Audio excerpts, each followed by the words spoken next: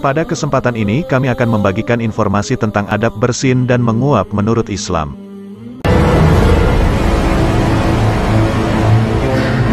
Bersin merupakan salah satu respon tubuh yang bisa dialami oleh siapa saja dan kapanpun.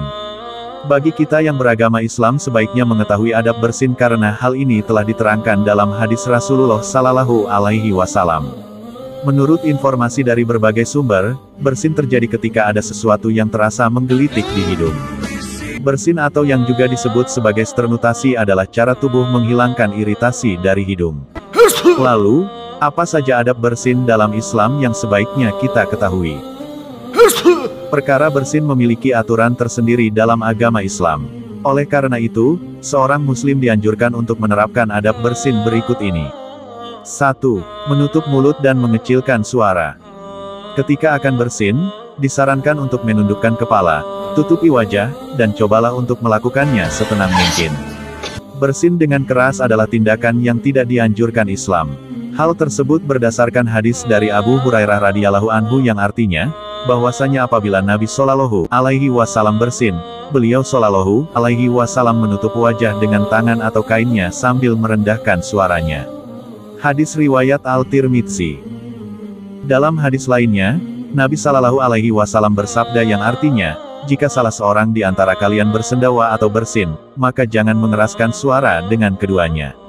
Karena setan senang terhadap salah seorang dari kalian yang mengeraskan suara saat bersin dan bersendawa. Hadis riwayat Al-Dailami. 2. Membaca doa ketika bersin.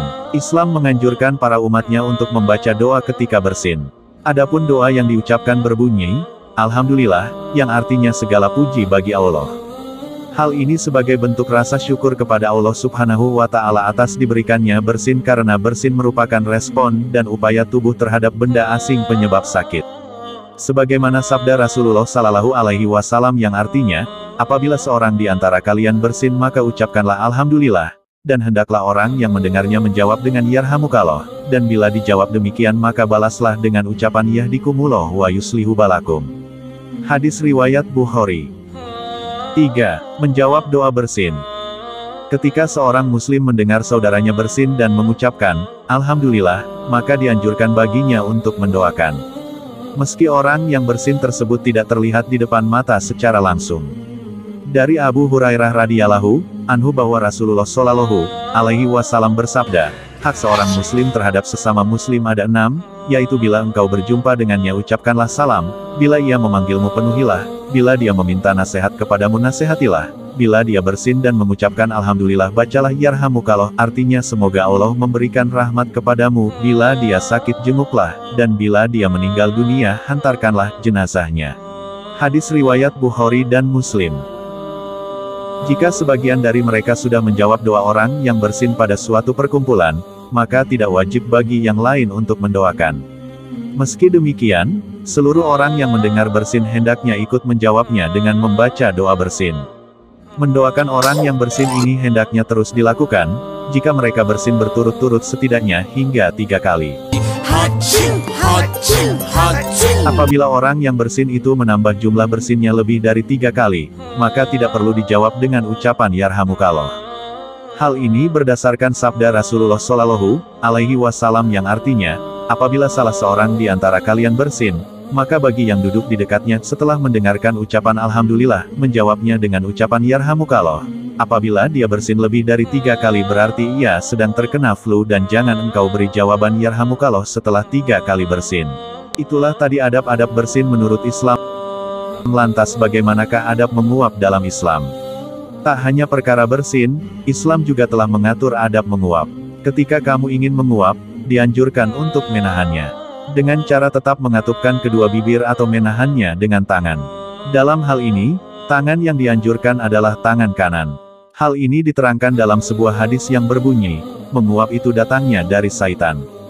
Jika salah seorang di antara kalian ada yang menguap, maka hendaklah ia menahan semampunya.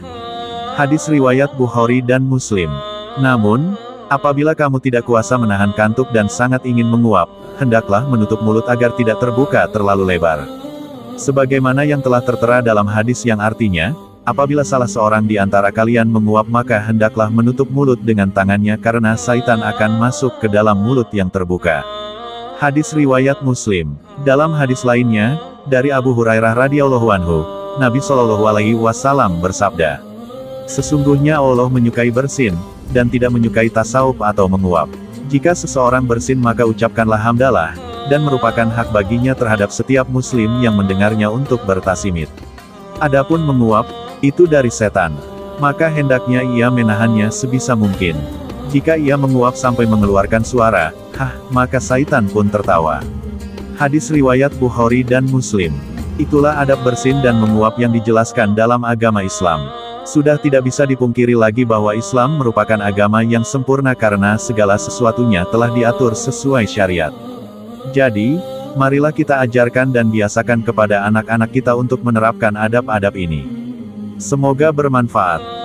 Sahabat, sampaikanlah pesan ini kepada orang lain. Maka ini akan menjadi sedekah jariah dan apabila kemudian ia mengamalkannya, maka kamu juga akan ikut mendapatkan pahalanya. Insya Allah. Rasulullah Shallallahu alaihi wasallam bersabda, "Barang siapa yang menyampaikan satu ilmu saja dan ada orang yang mengamalkannya, maka walaupun orang yang menyampaikannya itu sudah tidak ada atau sudah meninggal, dia akan tetap memperoleh pahala." Hadis riwayat Bukhari.